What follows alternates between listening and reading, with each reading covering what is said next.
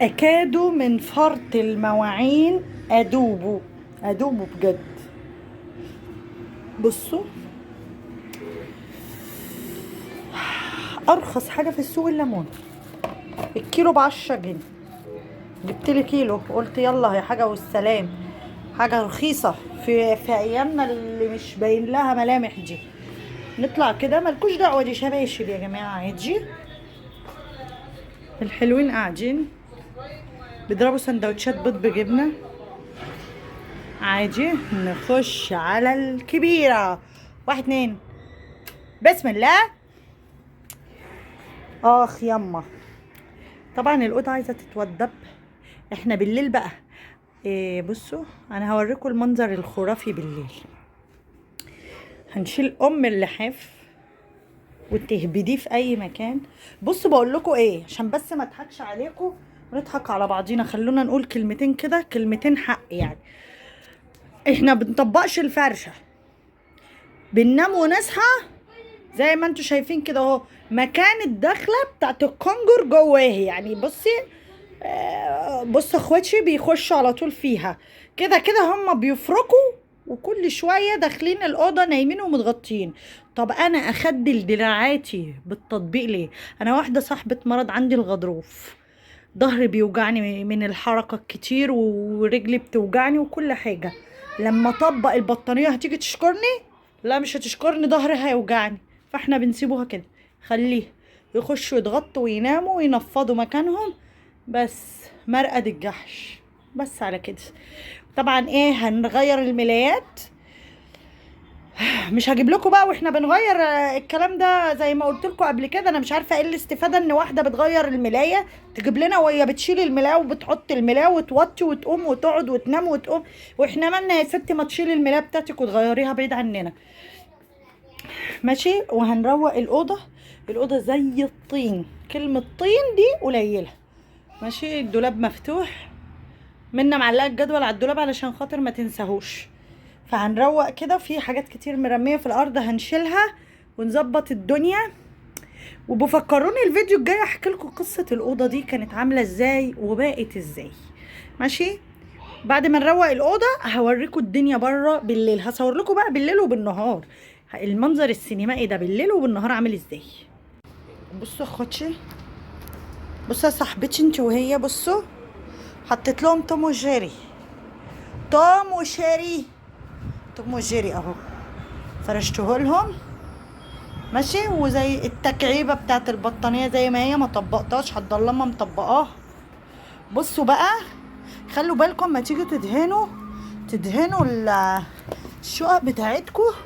ادهنوا اللي هو اسمه مغسول ده، الدهان المغسول. استنوا كده اما اطفي الاضاءه، نهار ازرق انا طالعه زي الشبح فيها، بس عشان اوريكم. بصوا طبعا انتوا شايفين ايه، بصوا في علامات اهي وساخه. ماشي. المغسول ده بقى يا حبايبي بيكون حلو بصراحة في التنظيف بتاعه. يعني ما تعملوش نص مغسول ولا ربع مغسول، واللي يقول لكم لا ده في نص وربع، كل الكلام ده كده.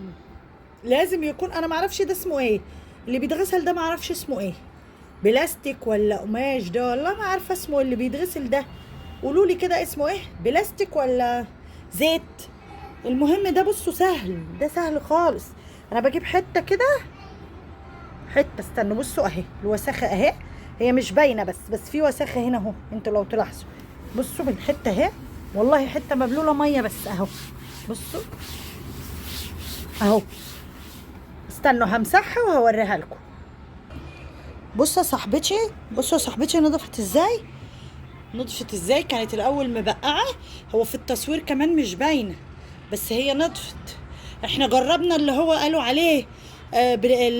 عليه بيتغسل، طلع منتن.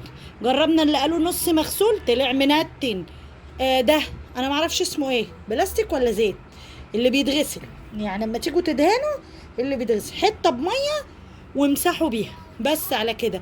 ولو بقى في دهون مركبه في دماغي، لو في وسخه جامده بقى قوي، طبعا بليفه، ما تعمليش سلك عشان ما تجرحيش الحيطه. بليفه بسفنجه كده بشويه صابون سايل وادعكي بيها، هتلاقيه بيلمع وبيبرق. قمت واخده الشباك، غسلت الشباك، ما غسلتوش مسحته، جبت كيس المخده ورحت ماسحه بيه. بصوا خليت كيس المخده الطاين ازاي، اصل انا كسلت اروح اجيب حته، قلت اما امسح بكيس المخده بس. اهو اهو اهو اهو اهو اهو. عايزه بقى اوريكم ايه بره، بس اصبروا لما اطفي النور عشان اوريكم بره عامل ازاي. بصوا يا صاحبتي اما طفيت النور، انا صورت لكم قبل كده بس هوريكم برضو الدنيا ايه مزقططه وملقططه. السودانيين عندنا هنا غزوا المكان. بصوا شايفين في اتوبيس كده، اهو الاتوبيس ده اكيد جايب سودانيين. احنا هنا المرسى بتاعهم. استنوا كده اما افتح لكم فسه من الشباك.